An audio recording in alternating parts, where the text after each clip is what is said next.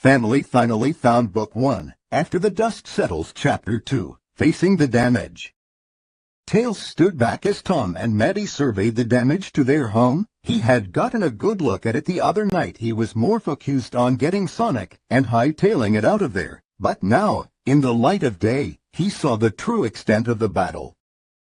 It was worse than he thought. The entire back of the house had exploded outward, littering the yard with splintered wood and shattered glass. Another hole broke through the entryway wall, and the fence where he'd crashed through with the car gaped at him like a mouth with jagged teeth. He looked to his right and saw the remains of the shed, where Knuckles had landed after the collision with the stolen police car. He winced. All this destruction, all this damage, all because of them. Knuckles stood in the middle of the yard, clutching the emerald. His face was unreadable, but Tails noticed how he shook his head at a charred blast pattern on the ground. Even the Echidna seemed to feel guilty and remorseful at his role in the destruction of the property. The little fox Kip wrapped his tails around himself, waiting for the inevitable moment when the adults decided he was too much trouble to keep. Holy smokes. Tom muttered, picking his way through the rubble. It looked like a bomb went off in the house. A full half of the back wall was just gone. The shed was destroyed, his lawnmower missing, and the fence was shattered. He looked down and saw the shattered remains of a black screen. The TV. He shook his head. Sonic had only been alone for just a few hours when Robotnik showed up. Sure, the kid was okay, but the what-ifs battered Tom's mind. What if Robotnik had upped his game and caught Sonic completely unawares? What if the guy had simply destroyed the entire house, with Sonic inside? What if Tails had shown up when he did? Would Knuckles have succeeded in his quest to take the hedgehog out? Tom closed his eyes tightly, forcing horrible images out of his mind. Images of a blue hedgehog, lying still on the grass. Images of the boy begging for mercy as the light left his eyes. Images of Sonic calling out for him as things went black. This last one was hardest to unthink. Focus, Tom, focus. It's safe. The house can be fixed. Robotnik's gone. Stop playing the what-if game before we take charge. Well, we were considering doing some renovations. Maddie said behind him, raising her shoulders in a small shrug. Maybe this is a sign we should. The sheriff glanced over at her, saying nothing. Maddie always did try to find the bright side in most situations, but right now it was hard to take. This was so much worse than when Robotnik's drones shot up the place. At least the bullet holes were easy to repair and caused no structural damage. And he hadn't been as attached to the hedgehog at the time, either. Right now, that kid was solidly entrenched in his heart. The thought of anything happening to him, especially while he was home alone, was too much for Tom to consider. He would do anything to keep his boy safe. Sonic climbed through the hole in the wall, his large green eyes moving over the rubble. The boy was unruly quiet. Tom hunkered down next to him. Are you alright, Sonic? The hedgehog nodded. I didn't. It all happened so fast I couldn't think about it. His face twisted and he uttered a sigh. It's so bad. We'll fix it. Tom said, placing a gentle hand on the boy's shoulder. Don't worry about it, you're safe, and that's what's important. He glanced over at the Echidna in the yard. Knuckles did all this. The hedgehog raised one shoulder in a shrug. Yes and no. Technically, he punched me, and I went through the walls. The sheriff's eyes widened. You went through the walls. I'm okay now. Sonic said quickly, glancing over his shoulder at the Echidna. He was tricked, Tom. He didn't know Robotnik was bad. He was doing what he thought was right. The man shook his head. It was a fair point, but the idea of the Echidna beating the tar out of Sonic created a strange combination of anger and fear in Tom's mind. Anger that it had happened, and fear that it may happen again. To any of them, Knuckles was crazy strong. Are you sure he's safe? Sonic nodded. Positive. He's a little hot-headed sometimes and can jump into things without thinking, but his heart's in the right place. He saved me from drowning and helped take down Robot. He turned to look at the boy in question. who looked over the damage with an expression of shame, hugging the Master Emerald to his chest. He was on for a long time. He lost his dad and most of his tribe when he was just a kid. Looking for the Master Emerald was the only thing he focused on for most of his life. He turned back to Tom. He has no one else, nowhere to go. He needs us. Tom studied the blue boy for a moment before looking over at the Echidna. The older boy looked down at the emerald in his hands, his shoulders dropping in a sigh. Scare super strength or not, the kid looked lost. The sheriff nodded. Yes, it does.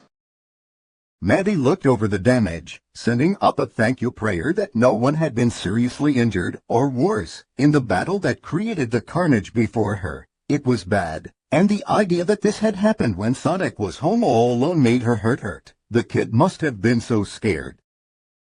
She examined the blast pattern on the ground. A large circular scorch mark burned the earth, as though a bomb had struck there. Rings of charred grass radiated out from the center, a few feet from her. Knuckles stared at it for a long minute, before turning away and looking toward a nearby tree. Tire ruts dug into the ground not far from the blast point, and she guessed that's where Tails had hit the Echidna.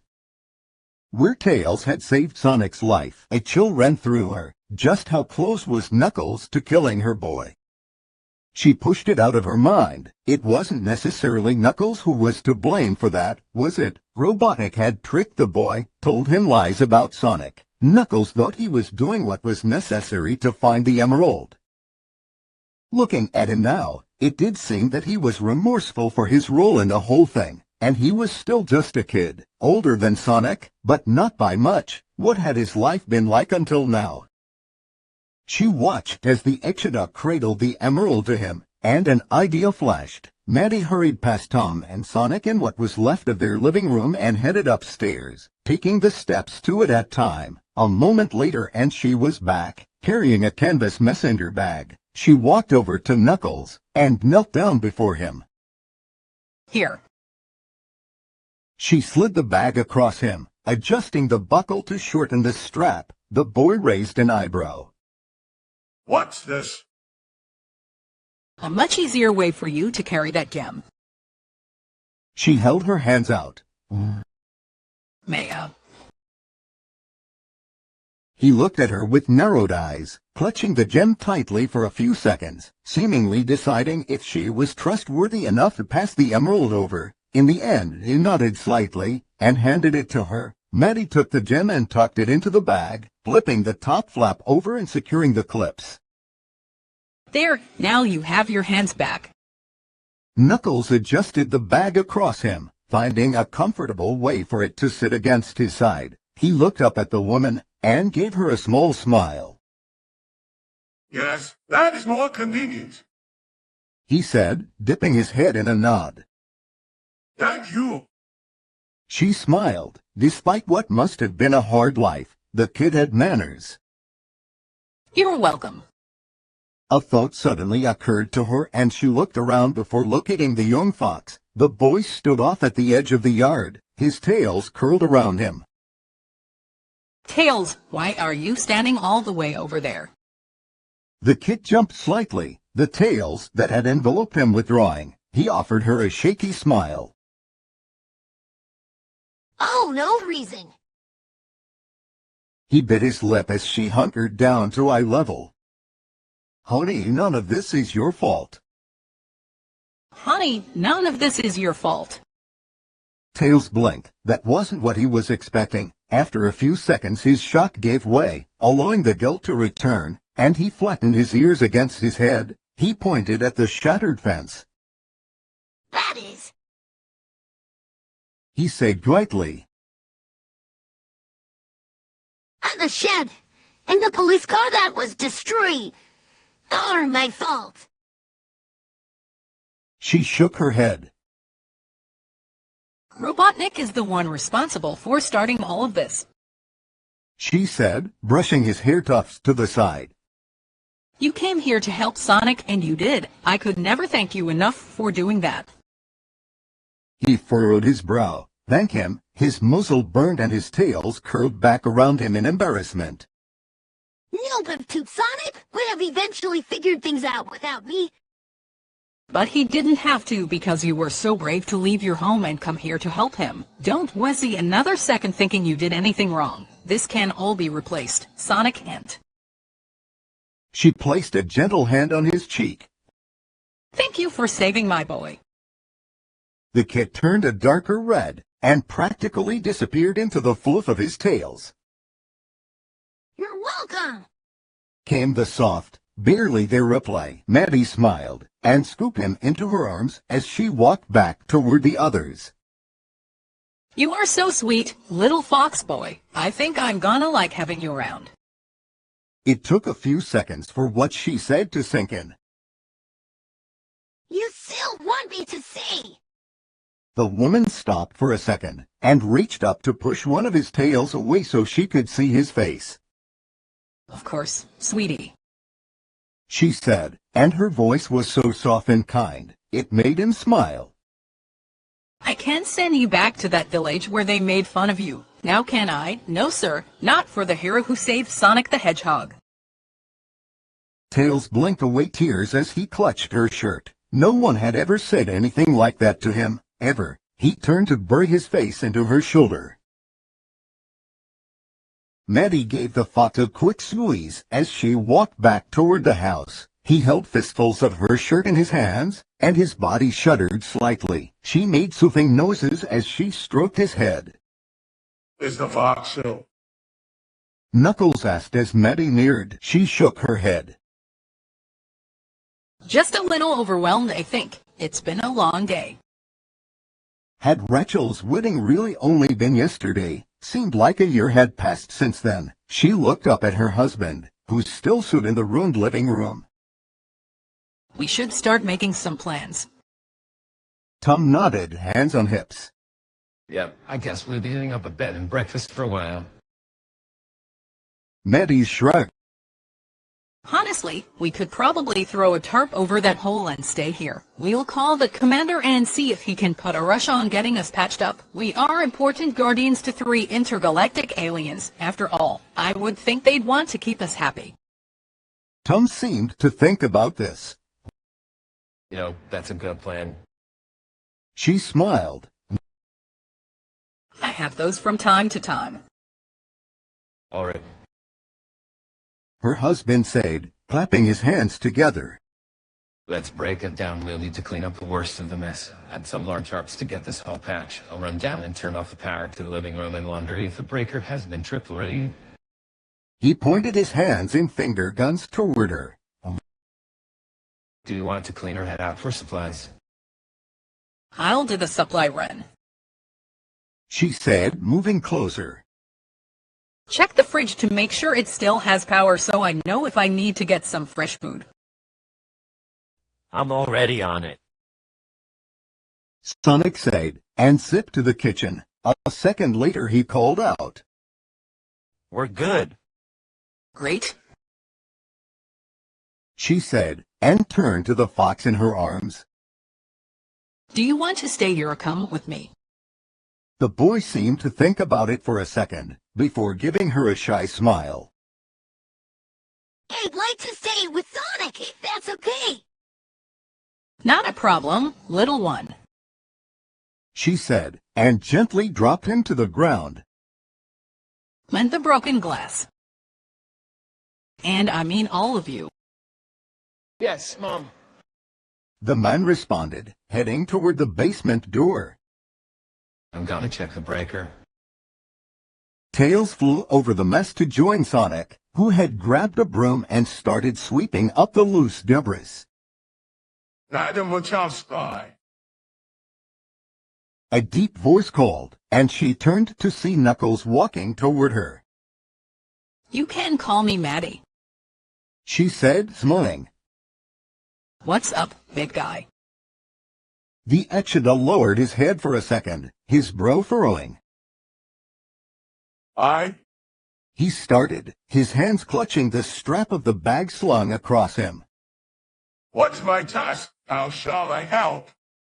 Maddie glanced back toward the house, where Tom had reappeared. He pulled a trash bag out from the cabinet under the sink and pointed out a few areas to a still sweeping Sonic. Tom said something to Tails and pointed, and the little fox hurried off to retrieve the dustpan. They seemed to have things well under control here. She turned back to Knuckles. How about you come along with me? I could use the company, and it'll give us a chance to get to know each other. She turned back to Knuckles. Very well. Okay then. Maddie started toward her Subaru when a thought occurred and she turned back toward the house. Hey, can someone toss me my purse? It's upstairs in the bedroom. I got it. Sonic zipped upstairs and was back in front of her before Maddie could blink. Here you go, Mads. Thank you, Blue. Let Tom know Knuckles is coming with me. Oh, and I've got my phone if he needs me. The hedgehog nodded. Will do. He zipped back to the cleanup. Maddie looked down at the echidna. Okay, Red. Let's get a move on. We're burning daylight.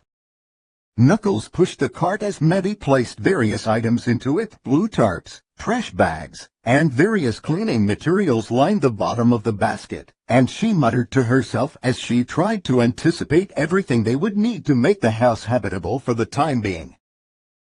The woman had had to make many detours to get to this market, a place with a giant orange sign out front that sold many tools. The battle on Main Street had rendered the road useless for vehicles to travel.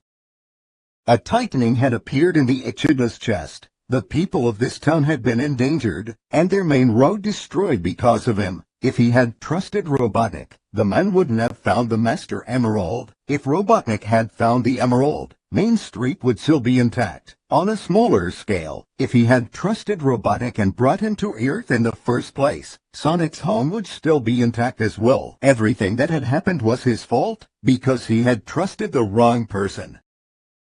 Knuckles? A voice called, and he blinked. The woman had said something to him. He moved around the cart to stand closer to her. My apologies. I was distracted. So I see. She said, placing multiple pairs of work gloves into the cart. I asked if you'd like some different gloves, maybe ones with fingers so you had a little more dexterity. He looked down at his mitts and shook his head. Please remind me of my oath to my people, of the trials and hardships I have endured to restore the honor of my tribe. I see. She said, pulling down a few more gloves in different sizes. Well, I'll have some other gloves on hand in case you change your mind. Knuckles nodded, his hand moving to the bag against his side. Feeling the hard shape of the emerald beneath the canvas was comforting. We'll see about getting a safe or something to keep the emerald in so you don't have to carry it around with you everywhere. She said, hooking her fingers in the wire frame of the cart and pulling it behind her. I'd bet you'd feel more comfortable if you knew it was secure. His hand clenched around the emerald, the idea of letting out of his sight making his heart race. I will carry it, he said, his voice sharper than he intended. It is my duty. She stopped, turning to look at him. It doesn't have to be yours alone, you know. She said lightly. Sonic and Tails promised to help watch over it too, and Tom and I will do whatever we can to help keep it safe. The echidna cast his eyes to the side. It was hard to accept help, hard to understand he was no longer alone. After spending years on his own, with no one but himself to rely on, the idea of having friends, of trusting anyone else, was so foreign to him. Besides, he barely knew these people. Why should he trust them? And based on his very recent failure, his judgment of people didn't seem to be all that good. Maybe agreeing to stay was a bad idea? Maddie studied the echidna as he stood with his head lowered, hand clenched tightly to the gem in the bag slung across him. He looked so young, a teenager who had been forced to grow up too quickly. on a quest for his fallen tribe, a quest that was technically over, but now he struggled with what to do with the gem he so desperately sought. He wasn't used to dealing with others. That much was obvious. Wasn't used to trusting. Now that the adrenaline from the battle had worn off, he was questioning himself, questioning his future. Earning his trust was going to take some effort and time. Okay. She said, switching gears to dissipate any unease. I think we're about done here. Let's go check out. Then I think we'll head across the street to the grocery store.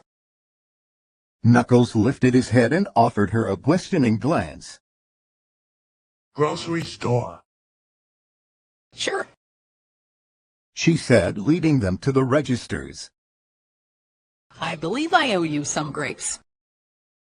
As Maddie made her way back to her car after checking out at Home Depot, Tom was getting an earful at home. They had finished sweeping up all the small debris and had moved on to collecting the larger stuff into a single pile. Sonic's helpfulness dwindled as he recounted his latest adventure to Tom. Tails stayed quiet for the most part, preferring to let the hedgehog talk. Sometimes Tom would ask the fox a question and he would politely respond, but Sonic was practically bursting at the seams to talk about all they'd been through. Besides, the fox kit wasn't as comfortable around Sonic's parents' friends. He wasn't entirely clear on their relationship yet, but he still felt they had taken him and Knuckles in out of a feeling of obligation. Nothing more. They obviously had so much love for Sonic, there was no way he could expect any for himself. I'm telling you, Donut Lord, this guy's an absolute genius. Sonic said, pulling Tails to him in a one-armed hug. He used his gadget to make copies of himself and help us win the dance battle in Siberia. It's just some backup. The fox said, his voice quiet. He flicked his ears back. You're the one who won. The hedgehog gave the kid a raised eyebrow. What are you talking about, Tails? We never would have won if it weren't for you. We never would have been in trouble in the first place if it weren't for me. The younger boy muttered, squirming his way out of Sonic's grip. My can't get messed up, some Venus. It's all right. Tom called, lifting his shoulders in a shrug.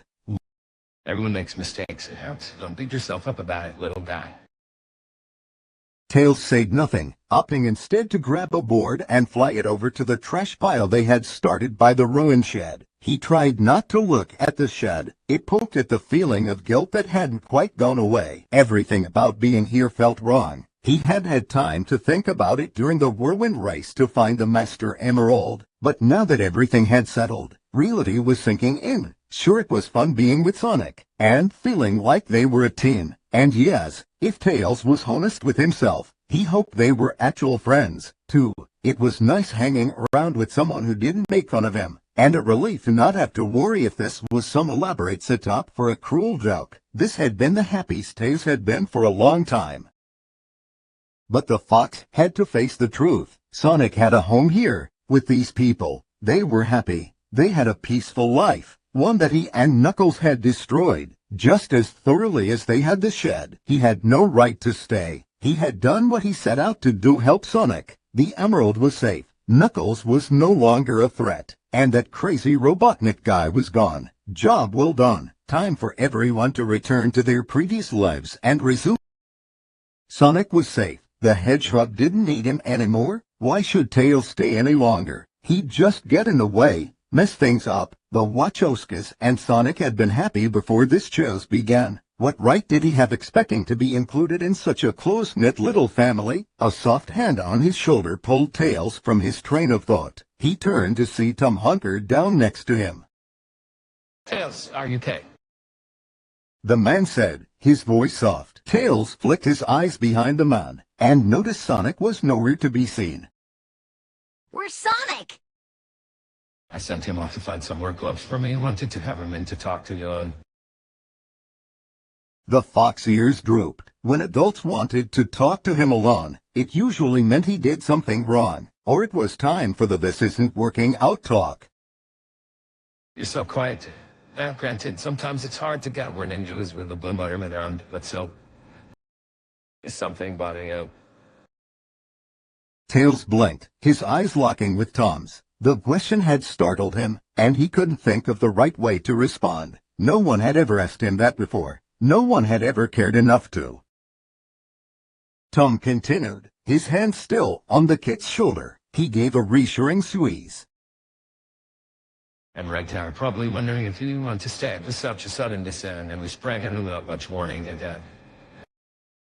I know this is all really weird, different, and new details. And if you eventually decide you don't go back to your village, you will understand. It's picked you give up your life on your home planet and start all over here with a bunch of strangers. I've watched you. Tails said, his voice small and quiet. Tom gave him a questioning look, and the fox continued, flicking his ears back. Ever since Sonic's blast on a baseball field, I've been watching because he was different, like him, but he was so much color, and he had you guys. I've seen how much you love him and he loves you, and it's so great. Your family, He paused, biting his lip. I've never had that. Tom offered the boy a kind smile. Do you want that? Tails' eyes burned and he looked away, brows furrowed. I've tried. It never works out. Maybe you just never found the right one. The fox kid closed his eyes tightly. The man sounded so sincere, much like his wife had just a short while ago. Tails wanted to believe. He wanted to hope that this time things would be different, that he would be turned away again, just because of who he was. Listen, little guy. Tom said, resting his hand on the boy's head. Just give it some time before we make any decisions, alright? I'm not saying we're perfect, I'm not saying that this won't have its bumps. It took us a while to get the hang of taking care of Sonic, and you and Knuckles are hitting us at the same time. It's gonna be a bumpy ride until we get our footing and figure out how to deal with this norm. The man paused, and Tails opened his eyes to see a smile curve the corner of his mouth. But I can grant you that we will do our best to take care of you and give you a home and family that you will feel comfortable and safe in.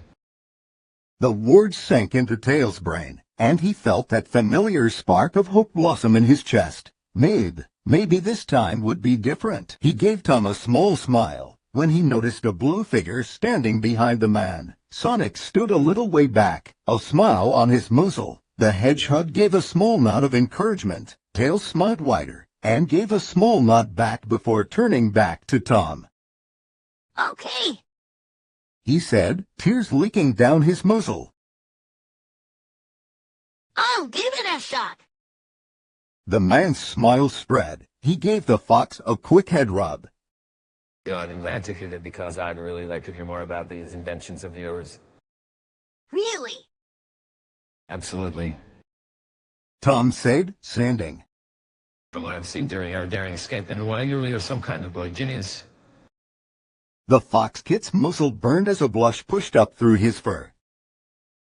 I don't know about that. Nope. You turned him into big and breast fluffball.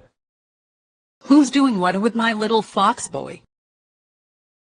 A voice called, and Tails unwrapped himself to see Maddie and Knuckles walking around the house into the backyard. The Echidna clutched a bag of grapes while Maddie carried a few grocery bags. I gotta knock some heads. The love of my life has returned from her journey to the market. Tom said, moving forward to plant a kiss on his wife's cheek. What wonders have you brought, my lovely wife? The house stuff is still in the car. She said, digging through one of the bags hanging off her arm. But I stopped by the store for some snackage. She pulled out a few candy bars and started handing them out. Kit Kat for Tom, and Snickers for Blue Boy. Score. Sonic said, taking the bar. Thanks, Matt. 3 Musketeers for Knuckles. She said, handing the Echidna the bar. He furrowed his brow and gave her a questioning look. It's candy. It's sweet and sugary and you'll love it, I promise. If you say so. He said, and nearly took a bite out at wrapper and all when she grabbed it out of his grasp. What are you? Sorry. She said, pulling the wrapper back. That's on me. Got to unwrap it first, kiddo. She handed it back. There, try it now. The echidna gave her an annoyed look, but took a cautious bite. Pleasant surprise spread across his face as he chewed. I thought you might. She turned to the little fox. I wasn't sure what you'd like, so I picked you up my favorite, a peppermint patty. Tails took it and gave her an arched eyebrow. I enjoy this candy. Pepper, what? It's basically chocolate-coated mint. She pulled the wrapper open for him. Give it a try. The fox kid gave the candy bar a little sniff before taking an experimental bite. Cool mint flavor hit his tongue and his eyes shot wide. It's really good. Maddie nodded, a smile on her lips. I thought you'd like it. She pulled a second one out and ripped the corner open with her teeth. One for me. What other goodies did you get? Sonic asked, his candy bar already long finished. He dug through the bags and gasped. Marshmallows? Does that mean? I figured since we don't really have beds for our newbos, Maddie said, shrugging. we could camp out here tonight. We'll get the hole patched, pitch the tent, and pull the fire pit out for some roasted marshmallows. You're brilliant. Tom said, wrapping an arm around his wife's waist. He leaned in for a kiss on her neck, and she gave a little giggle, bumping him away with her hip. Come on, Sheriff. She said, giving him a little shove. Gonna be dark soon. Let's get the hole patched before we lose the light. Yes, ma'am. He said, giving her a little salute. Come on, let's close up the house and have ourselves a little camp out. Sonic gave a cheer before zipping around the house, and Tails finished his candy bar as he followed. A few hours later, Maddie and Tom sat snuggled up by the dying fire. Fireflies flickered in the dark outside the firelight, and Cricket sang. She leaned into him, and he caressed her arm as they watched the last of the logs burn. They had patched the hole in the house as well as they could. It took some doing, as the tarps Maddie had bought weren't quite large enough, but with a little duct tape and some configuring, they had managed. Camping had been a huge hit. Maddie grabbed some hot dogs from the house, and the five roasted them over the fire pit. Knuckles burnt his, but insisted on eating them anyway, as A warrior does not refuse food given in kindness. the group demolished 2 packs of hot dogs before their bellies were satiated. Sonic took great delight in telling his new friends about his various adventures with Donut Lord and Pretzel Lady. The ride-alongs in the police car. Tails flattened his ears at the mention of this, but Maddie pulled him to her and rubbed his back to soothe him. The games of baseball at the Little League field, the trips to Maddie's clinic to visit with the litters available for adoption and for checkups. With almost every story, Sonic made sure to add encouragement for Tails and Knuckles, usually along the lines of, You'll really like when we do this. or, Wait till you see that. once it got dark, the marshmallows came out. Maddie poked them onto the sticks Tom and Knuckles had found in the forest, and the sheriff showed the new boys how to roast the perfect marshmallow. Knuckles had taken the instructions seriously. His face sat with focus and determination to master the technique. Sonic gave constant running commentary on the echidna's attempts, with the occasional helpful tip thrown in. Tails tried to apply precision to his attempts, estimating the correct temperature and cooking time needed for each side, but only ended up losing the marshmallows as they either burst into flames or fell into the fire. Tom finally took pity on the boy and sat with him, showing him how to keep the stick turning, and watching for signs of that perfect state of gooey but still firm. Sonic never stopped smiling. He joked, he talked, he laughed. The excitement of having friends who were just like him put him in good spirits. Exhaustion finally hit and the boys had crashed about an hour ago. Tails dropped first, his marshmallow stick drooping until the sugary treat fell into the flames with a soft hiss. Maddie cleaned the sticky mallow mush from his muzzle before carrying him into the tent and tucking him in. They had pulled plenty of pillows and blankets out of the house, and the inside of the tent was cozy and warm. Knuckles followed soon after. He had been sitting cross-legged near the fire pit, the canvas bag containing the Master Emerald nestled in his lap. When his head drooped forward, his chest rose and fell in a slow, rhythmic pattern. Tom gathered him up, uttering a soft when the action proved heavier than he looked, and carried him to the tent to get him settled. Knuckles half awoke on the walk, but settled back to sleep quickly with a soft soothing from Tom. Sonic held out the longest, but even he eventually succumbed to the excitement of the day. He managed to get himself into the tent, but before he went, he snuggled up with Tom and Maddie. Thank you. He said, his voice soft. For what, Sonic? Tom asked, running a hand down the boy's quills. For everything. Not leaving me. Taking in the guys. Just being you. We would do anything for you.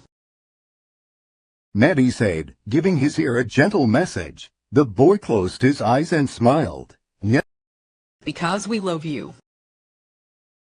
I love you too. The boy said, and curled his arms around both of them for a tight squeeze. The adults gave him a hug back, before he pulled away. Good night.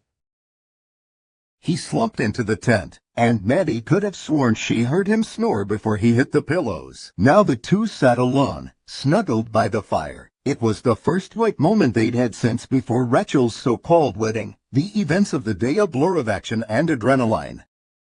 Well, so far so good.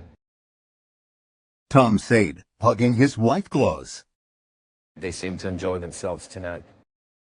Yep. Maddie said, her brows slightly furrowed. But I think Knuckles is gonna have a hard time adjusting. He doesn't seem like he's very comfortable around others, and has trust issues. That doesn't surprise me. He sighed. I spoke with Tails while you were gone. Sounds like he's never had family. I think he really wants one. Is afraid we'll reject him like that as he's tried. Oh, that poor Babby. I know. He went white for a moment, resting his cheek on his wife's head. And this isn't touching on the fact that Sonic just went from only child to middle child in a hot minute, which brings its own problems. Is middle child really that bad? I think it's just seeds of guy. Look, being the oldest or youngest comes with special attention and privileges, and the little kid is just kinda stuck between them. And considering both the new kids have emotional wish to deal with, they're gonna need that much more focus and attention as they settle in. Which could really eat at Sonic now that he's not the center of our world anymore. Bingo. She sighed. That's something we really gonna have to keep an eye on, then. He nodded. Remember when I said this was a lot? Yes, Tom. I hit that right. He uttered a heavy sigh. I just hope it's not too much for us or them. They sat jointly as the enormity of the situation sank in. 3 kids, each with their own emotional trauma, and with superpowers on top of everything else. This was going to be a challenge. Soon after, Tom poured water over the remaining embers in the fire pit as Maddie crawled into the tent. The 3 boys huddled together inside, with Tails curled up next to Sonic, and Knuckles resting an arm over the hedgehog's chest. She placed a finger to her lips when Tom crawled in and pointed at the boys. He grinned and pulled his phone out for a picture.